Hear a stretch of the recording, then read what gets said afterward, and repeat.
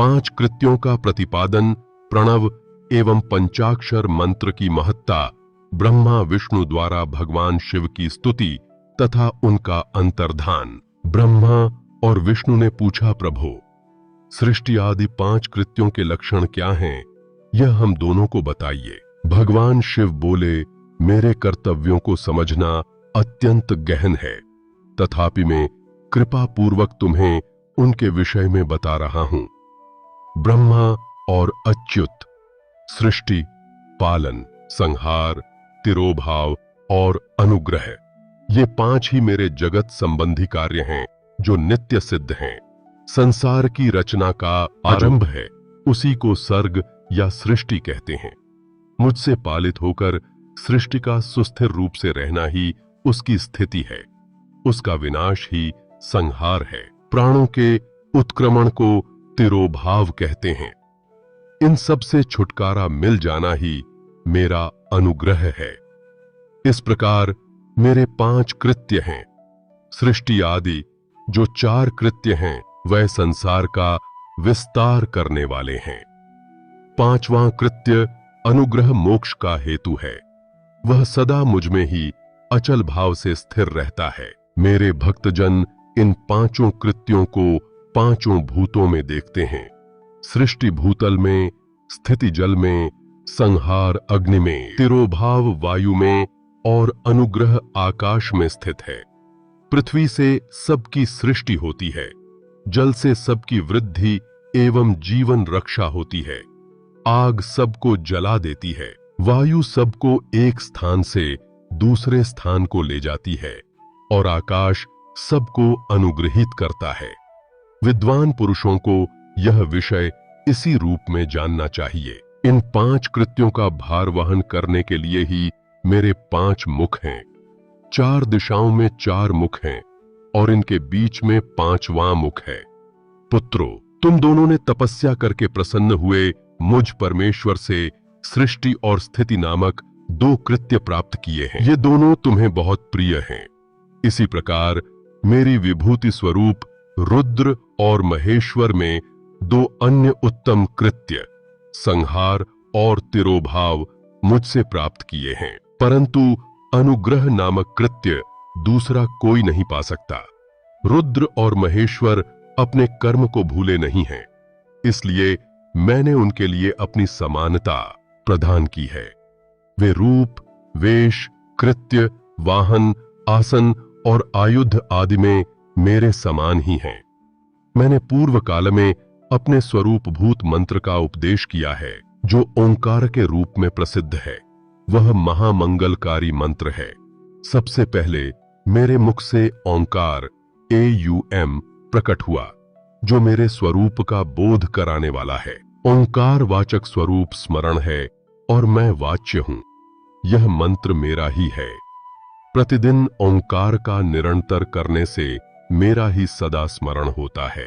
मेरे उत्तरवर्ती मुख से अकार का, पश्चिम मुख से उकार का, दक्षिण मुख से मकार का, पूर्ववर्ती मुख से उकार का, दक्षिण मुख से मकार का, पूर्ववर्ती मुख से बिंदु का तथा मध्यवर्ती मुख से नाद का प्राकट्य हुआ। इस प्रकार 5 अवयवों से युक्त ओंकार का विस्तार हुआ है। इन सभी अवयवों से एकीभूत होकर वह प्रणव AUM नामक एक अक्षर हो गया। यह नाम रूपात्मक सारा जगत तथा वेद उत्पन्न स्त्री पुरुष वर्ग रूप दोनों कुल इस प्रणव मंत्र से व्याप्त हैं। यह मंत्र शिव और शक्ति दोनों का बोधक है। इसी से पंचाक्षर मंत्र की उत्पत्ति हुई है, जो मेरे सकल रूप का बोधक है। वह अकारादि क्रम से और मकारादि क्रम से क्रमशः प्रकाश में आया है। ओम नमः शिवाय यह पंचाक्षर मंत्र है। इस पंचाक्षर मंत्र से मात्र का वर्ण प्रकट हुए हैं, जो 5 भेद वाले हैं। उसी से शिरो मंत्र सहित त्रिपदा गायत्री का प्राकट्य हुआ है। उस गायत्री से संपूर्ण वेद प्रकट हुए हैं और उन वेदों से करोड़ों मंत्र निकले हैं। उन मंत्रों से भिन्न भिन्न कार्यों की सिद्धि होती है, परंतु सिद्धि होती है। इस मंत्र समुदाय से भोग और मोक्ष दोनों सिद्ध होते हैं। मेरे सकल स्वरूप से संबंध रखने वाले सभी मंत्रराज साक्षात भोग प्रदान करने वाले और शुभ कारक मोक्षप्रद है, नंदिकेश्वर कहते हैं। तदनंतर जगदम्बा पार्वती के साथ बैठे हुए गुरुवर महादेव जी ने उत्तराभिमुख बैठे हुए ब्रह्मा और विष्णु को पर्दा करने वाले वस्त्र से आच्छादित करके उनके मस्तक पर अपना कर कमल रखकर धीरे धीरे उच्चारण करके उन्हें उत्तम मंत्र का उपदेश किया। मंत्र तंत्र में बताई हुई विधि के पालन पूर्वक 3 बार मंत्र का उच्चारण करके भगवान शिव ने उन दोनों शिष्यों को मंत्र की दीक्षा दी।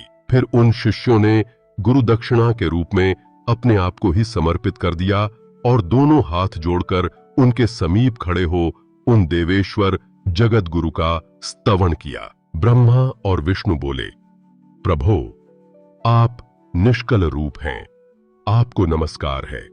आप निष्कल तेज से प्रकाशित होते हैं, आपको नमस्कार है। आप सबके स्वामी हैं, आपको नमस्कार है। आप सर्वात्मा को नमस्कार है अथवा सकल स्वरूप आप महेश्वर को नमस्कार है। आप प्रणव के वाच्यार्थी हैं, आपको नमस्कार है। आप प्रणवलिंग वाले हैं, आपको नमस्कार है। सृष्टि, पालन, संहार, तिरोभाव और अनुग्रह करने वाले आपको नमस्कार है। आपके 5 मुख हैं, आप परमेश्वर को नमस्कार है। पंच ब्रह्म स्वरूप 5 कृत्य वाले आपको नमस्कार है। आप सबके आत्मा हैं, ब्रह्म हैं। आपके गुण और शक्तियां अनंत हैं, आपको नमस्कार है। आपके सकल और निष्कल आपको नमस्कार है। 2 रूप हैं, आप सद्गुरु एवं शंभु हैं। इन पद्यों द्वारा अपने गुरु महेश्वर की स्तुति करके ब्रह्मा और विष्णु ने उनके चरणों में प्रणाम किया। महेश्वर बोले, आर्द्रा नक्षत्र से युक्त चतुर्दशी को प्रणव का जप किया जाए तो वह अक्षय फल देने वाला होता है। सूर्य की संक्रांति से युक्त महा आर्द्रा नक्षत्र में एक बार किया हुआ प्रणव जप कोटि गुने जप का फल देता है। मृगशिरा नक्षत्र का अंतिम भाग तथा पुनर्वसु का आदि भाग पूजा, होम और तर्पण आदि के लिए सदा आर्द्र के समान ही होता है, यह जानना चाहिए। मेरा या मेरे लिंग का दर्शन प्रभात काल में ही प्रातः और संघव मध्याह्न के पूर्व काल में करना चाहिए। मेरे दर्शन पूजन के लिए चतुर्दशी तिथि निशीथ व्यापिनी अथवा प्रदोष व्यापिनी लेनी चाहिए, क्योंकि परवर्तिनी तिथि से संयुक्त चतुर्दशी की ही प्रशंसा की जाती है। पूजा करने वालों के लिए मेरी मूर्ति तथा लिंग दोनों समान हैं, फिर भी मूर्ति की अपेक्षा लिंग का स्थान ऊंचा है। इसलिए मुमुक्षु पुरुषों को चाहिए कि वे वेर मूर्ति से भी श्रेष्ठ समझकर किया का ही पूजन करें। लिंग का एयूएमकार मंत्र से और वेर का पंचाक्षर मंत्र से पूजन करना चाहिए। शिवलिंग की स्वयं ही स्थापना करके अथवा दूसरों से भी स्थापना करवाकर उत्तम द्रव्यमय उपचारों से पूजा करनी चाहिए। इससे मेरा पद सुलभ हो जाता है। इस प्रकार उन दोनों शिष्यों को उपदेश देकर भगवान शिव वहीं अंतर्धान हो गए। शिवलिंग की स्थापना, उसके लक्षण और पूजन की विधि का वर्णन तथा शिव पद की प्राप्ति कराने वाले सत्कर्मों का विवेचन। ऋषियों ने पूछा, सूत जी, शिवलिंग की स्थापना कैसे करनी चाहिए? उसका लक्षण क्या है तथा उसकी पूजा कैसे करनी चाहिए? किस देश काल में करनी चाहिए और किस द्रव्य के द्वारा उसका निर्माण होना चाहिए? सूत जी ने कहा, महर्षियों, मैं तुम लोगों के लिए इस विषय का वर्णन करता हूं, ध्यान देकर सुनो और समझो। अनुकूल एवं शुभ समय में किसी पवित्र तीर्थ में, नदी आदि के तट पर अपनी रुचि के अनुसार ऐसी जगह शिवलिंग की स्थापना करनी चाहिए जहां नित्य पूजन हो सके। पार्थिव द्रव्य से, जलमय द्रव्य से अथवा तेजस पदार्थ से अपनी रुचि के अनुसार कल्पोक्त लक्षणों से युक्त शिवलिंग का निर्माण करके उसकी पूजा करने से उपासक को उस पूजन का पूरा पूरा फल प्राप्त होता है। संपूर्ण शुभ लक्षणों से युक्त शिवलिंग की यदि पूजा की जाए तो वह तत्काल पूजा का फल देने वाला होता है। यदि चल प्रतिष्ठा करनी हो तो इसके लिए छोटा सा शिवलिंग अथवा विग्रह श्रेष्ठ माना जाता है, और यदि अचल प्रतिष्ठा करनी हो तो स्थूल शिवलिंग अथवा विग्रह अच्छा माना गया है। उत्तम लक्षणों से युक्त शिवलिंग की पीठ सहित स्थापना करनी चाहिए। शिवलिंग का पीठ मंडलाकार, गोल, चौकोर की थी, त्रिकोण अथवा खाट के पाए की भांति ऊपर नीचे मोटा और बीच में पतला होना चाहिए। ऐसा लिंग पीठ महान फल देने वाला होता है।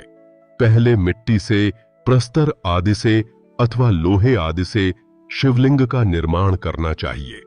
जिस द्रव्य से शिवलिंग का निर्माण हो उसी से उसका पीठ भी बनाना चाहिए। यही स्थावर अचल प्रतिष्ठा वाले शिवलिंग की विशेष बात है। चर चल प्रतिष्ठा वाले शिवलिंग में भी लिंग और पीठ का एक ही उपादान होना चाहिए, किंतु बाणलिंग के लिए यह नियम नहीं है। लिंग की लंबाई निर्माणकर्ता या स्थापना करने वाले यजमान के 12 अंगुल के बराबर होनी चाहिए। ऐसे ही शिवलिंग को उत्तम कहा गया है।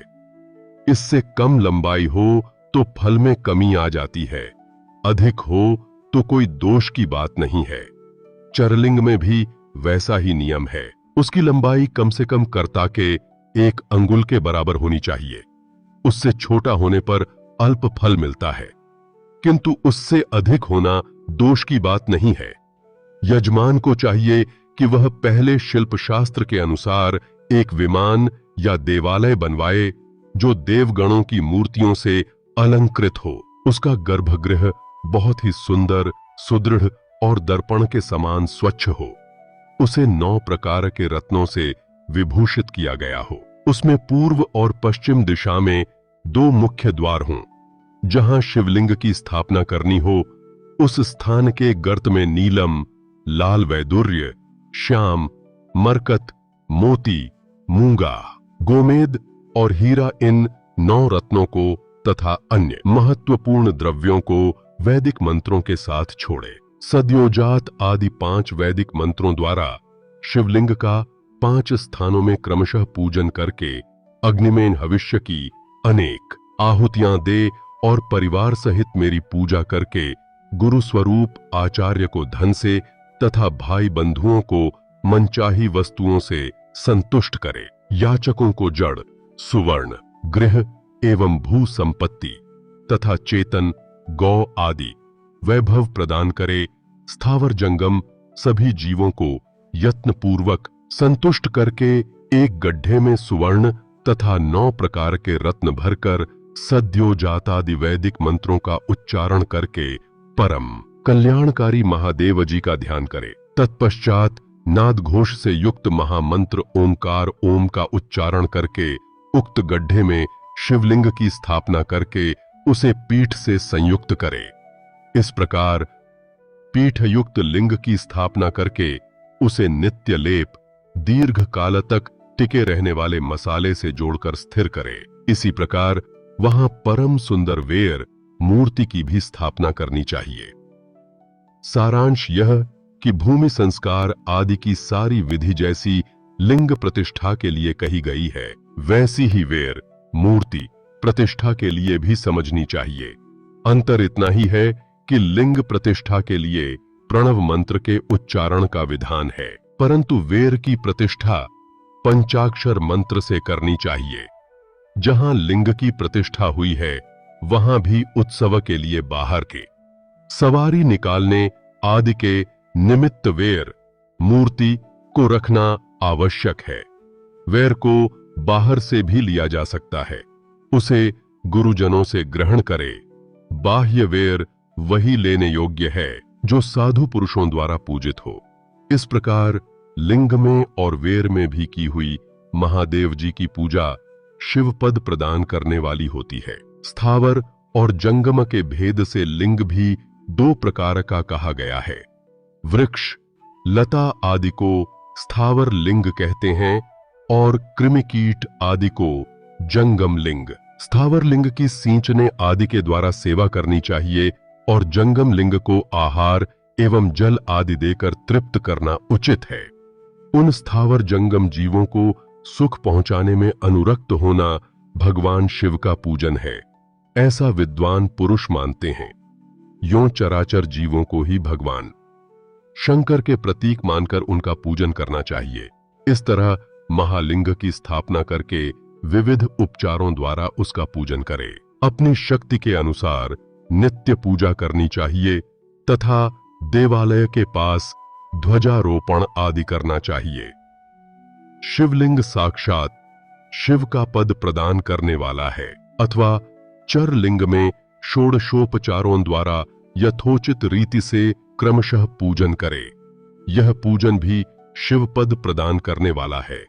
आवाहन, आसन, अर्घ्य, पाद्य, पाद्यांग आचमन, अभ्यंग पूर्वक स्नान, वस्त्र एवं यज्ञोपवीत, गंध, पुष्प, धूप, दीप, नैवेद्य, तांबूल समर्पण, नीराजन, नमस्कार और विसर्जन, ये 16 उपचार हैं। अथवा अर्घ्य से लेकर नैवेद्य तक विधिवत पूजन करे।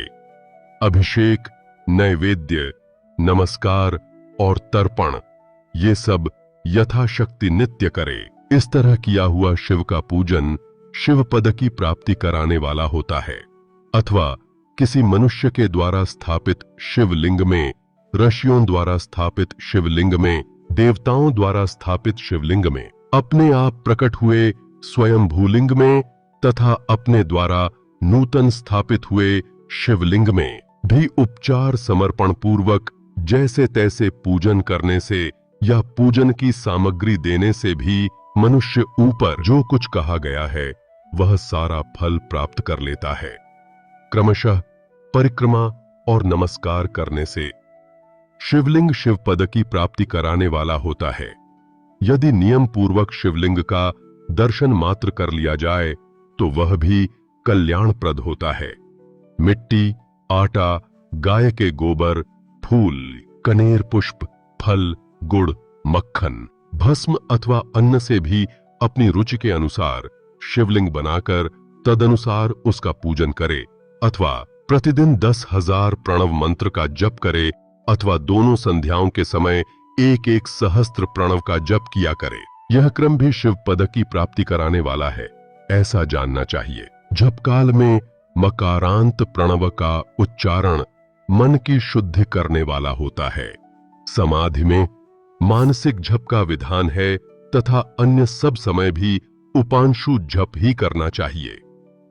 नाद और बिंदु से युक्त ओंकार के उच्चारण को विद्वान पुरुष समान प्रणव कहते हैं। यदि प्रतिदिन आदर पूर्वक 10,000 पंचाक्षर मंत्र का जप किया जाए अथवा दोनों संध्याओं के समय 1-1 सहस्त्र का ही जप किया जाए तो उसे शिव पद की प्राप्ति कराने वाला समझना चाहिए। ब्राह्मणों के लिए आदि में प्रणव से युक्त पंचाक्षर मंत्र अच्छा बताया गया है। कलश से किया हुआ स्नान, मंत्र की दीक्षा, मातृकाओं का न्यास, सत्य से पवित्र अंतःकरण वाला ब्राह्मण तथा ज्ञानी गुरु, इन सब को उत्तम माना गया है। द्विजों के लिए नमः शिवाय के उच्चारण का विधान है। द्विजेतरों के लिए अंत में नमः पद के प्रयोग की विधि है, अर्थात वे शिवाय नमः इस मंत्र का उच्चारण करें। स्त्रियों के लिए भी कहीं कहीं विधिपूर्वक नमोन्त उच्चारण का ही विधान है, अर्थात वे भी शिवाय नमः का ही जप करें। कोई कोई ऋषि ब्राह्मण की स्त्रियों के लिए नमः पूर्वक शिवाय के जप की अनुमति देते हैं, अर्थात वे नमः शिवाय का जप करें। पंचाक्षर मंत्र का 5 करोड़ जप करके मनुष्य भगवान सदाशिव के समान हो जाता है। 1, 2, 3 अथवा 4 करोड़ का जाने से क्रमशः ब्रह्मा, विष्णु, रुद्र तथा महेश्वर का पद प्राप्त होता है। अथवा मंत्र में जितने अक्षर हैं उनका पृथक पृथक 1-1 लाख जप करे अथवा समस्त अक्षरों का एक साथ ही जितने अक्षर हों उतने लाख जप करे। इस तरह के जप को शिव पद की प्राप्ति कराने वाला समझना चाहिए। यदि 1000 दिनों में प्रतिदिन 1 सहस्त्र जप के क्रम से पंचाक्षर मंत्र का 10 लाख जप पूरा कर लिया जाए और प्रतिदिन ब्राह्मण भोजन कराया जाए तो उस मंत्र से अभीष्ट कार्य की सिद्धि होने लगती है। ब्राह्मण को चाहिए कि वह प्रतिदिन प्रातःकाल 1008 बार गायत्री का जप करे। ऐसा होने पर गायत्री क्रमशः शिव का पद प्रदान करने वाली होती है। वेद मंत्रों और वैदिक सूक्तों का भी नियम पूर्वक जप करना चाहिए। वेदों का पारायण भी शिव पद की प्राप्ति कराने वाला है, ऐसा जानना चाहिए। अन्यान्य जो बहुत से मंत्र हैं, उनका भी जितने अक्षर हों उतने लाख जप करें। इस प्रकार जो यथाशक्ति जप करता है वह क्रमशः शिव पद मोक्ष प्राप्त कर लेता है। अपनी रुचि के अनुसार किसी एक मंत्र को अपनाकर मृत्यु पर्यंत प्रतिदिन उसका जप करना चाहिए, अथवा ओम AUM इस मंत्र का प्रतिदिन 1 सहस्त्र जप करना चाहिए। ऐसा करने पर भगवान शिव की आज्ञा से संपूर्ण मनोरथों की सिद्धि होती है। जो मनुष्य भगवान शिव के लिए फुलवाड़ी या बगीचे आदि लगाता है तथा शिव के सेवा कार्य के लिए मंदिर में झाड़ने बुहारने आदि की व्यवस्था करता है, वह इस पुण्य कर्म को करके शिव पद प्राप्त कर लेता है। भगवान शिव के जो काशी आदि क्षेत्र हैं, उनमें भक्ति पूर्वक नित्य निवास करे। वह जड़ चेतन सभी को भोग और मोक्ष देने वाला होता है। अतः विद्वान पुरुष को भगवान शिव के क्षेत्र में आमरण निवास करना चाहिए। पुण्य क्षेत्र में स्थित बावड़ी, कुआं और पोखरे आदि को शिव गंगा समझना चाहिए। भगवान शिव का ऐसा ही वचन है, वहां स्नान, दान और जप करके मनुष्य भगवान शिव को प्राप्त कर लेता है। अतः मृत्यु पर्यंत शिव के क्षेत्र का आश्रय लेकर रहना चाहिए। जो शिव के क्षेत्र में अपने किसी मृत संबंधी का दाह, दशाह, मासिक श्राद्ध, सपिंडीकरण अथवा वार्षिक श्राद्ध करता है, अथवा कभी भी शिव के क्षेत्र में अपने पितरों को पिंड देता है, वह तत्काल सब पापों से मुक्त हो जाता और अंत में शिव पद पाता है। अथवा शिव के क्षेत्र में 7, 5, 3 या 1 ही रात निवास कर ले। ऐसा करने से भी क्रमशः शिव पद की प्राप्ति होती है। लैक में अपने अपने वर्ण के अनुरूप शिव पद को प्राप्त कर लेता है। वर्णानुकूल आचरण से तथा भक्ति भाव से वह अपने सत्कर्म का अतिशय फल पाता है। कामना पूर्वक किए हुए अपने कर्म के अभीष्ट फल को शीघ्र ही पा लेता है। निष्काम भाव से किया हुआ सारा कर्म साक्षात शिव पद की प्राप्ति करने वाला होता है। दिन के 3 विभाग होते हैं, प्रातः, मध्याह्न और सायाह्न। इन तीनों में क्रमशः एक एक प्रकार के कर्म का संपादन किया जाता है। प्रातः काल को शास्त्र विहित नित्य कर्म के अनुष्ठान का समय जानना चाहिए। मध्याह्न काल सकाम कर्म के लिए उपयोगी है तथा सायंकाल शांति कर्म के उपयुक्त है, ऐसा जानना चाहिए। इसी प्रकार रात्रि में भी समय का विभाजन किया गया है। रात के 4 प्रहरों में से जो बीच के 2 प्रहर हैं, उन्हें निशीथ काल कहा गया है। विशेषतः उसी काल में की हुई भगवान शिव की पूजा अभीष्ट फल को देने वाली होती है। ऐसा जानकर कर्म करने वाला मनुष्य यथोक्त फल का भागी होता है। विशेषतः कलयुग में कर्म से ही फल की सिद्धि होती है। अपने अपने अधिकार के अनुसार ऊपर कहे गए किसी भी कर्म के द्वारा शिवाराधन करने वाला पुरुष यदि सदाचारी है और पाप से डरता है, तो वह उन कर्मों का पूरा पूरा फल अवश्य प्राप्त कर लेता है। ऋषियों ने कहा, सूत जी, पुण्य क्षेत्र कौन कौन से हैं जिनका आश्रय लेकर सभी स्त्री पुरुष शिव पद प्राप्त कर लें, यह हमें संक्षेप से बताइए। और धार्मिक वीडियो देखने के लिए चैनल को सब्सक्राइब करें, वीडियो को लाइक शेयर करें। धन्यवाद।